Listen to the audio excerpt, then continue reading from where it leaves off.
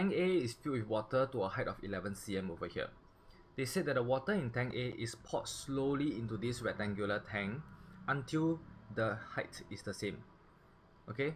Do you realize that this type of question always come out? It's always, right, amount of water inside a tank then poured into something until the water level is the same.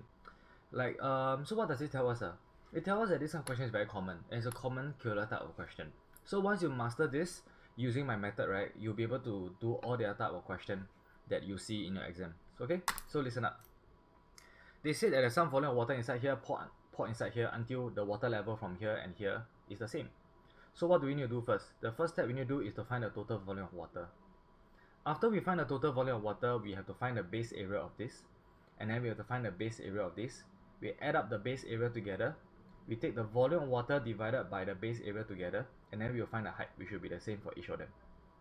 Okay, this is actually the method. Total volume of water divided by combined area will give you the height, which is the same for each of them. Now let's find the total volume of water first. So volume of water will be length times breadth times height, right? So 10 multiplied by 12 multiplied by 11. So what will that give us? 10 multiplied by 12 multiplied by 11, giving us 1320. Okay, you find the base area for A. Base area A will be 10 multiplied by 12, giving us 120 cm squared. Now we have to find the base area of empty tank. I'm going to call this B, I don't care. Okay, base area of B would be 5 multiplied by 6, giving me 30. Now, do you know that if inside the diagram, right, you insert this one as B, and then your statement you go write base area of B, your teacher will know, okay, and it's accepted.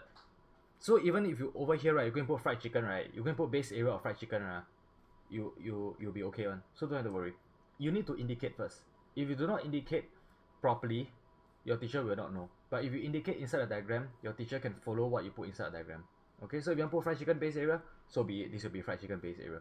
But this one is base area B. Okay, so what's the combined area? Combined area would be 120 plus 30 equals to 150 cm squared. So with the combined area, we have the total volume of water. So we take the total volume of water divided by combined area, and we're going to find a height for each of them. Okay, so you take 1320 divided by 150. So what will that give us? 1320 divided by 150. So that will give us 8.8 cm. Okay, let's go. They say that what's the volume of water in tank A first? Done. So we are done with this one already. So you say find the height of the water level. Done. See? So for a lot of stuff, right, why I don't bother looking at the question? Because I know what they're looking for. If you've done enough of this kind of question, right, the working that you are going to look for, without even looking at the question, you're just trying to find out whatever you can, right, you'll be more than enough to answer the question. Okay? So sometimes do not get too confused about the question itself. The question sometimes may be more of a confusion rather than a guiding post. Okay? Alright, done.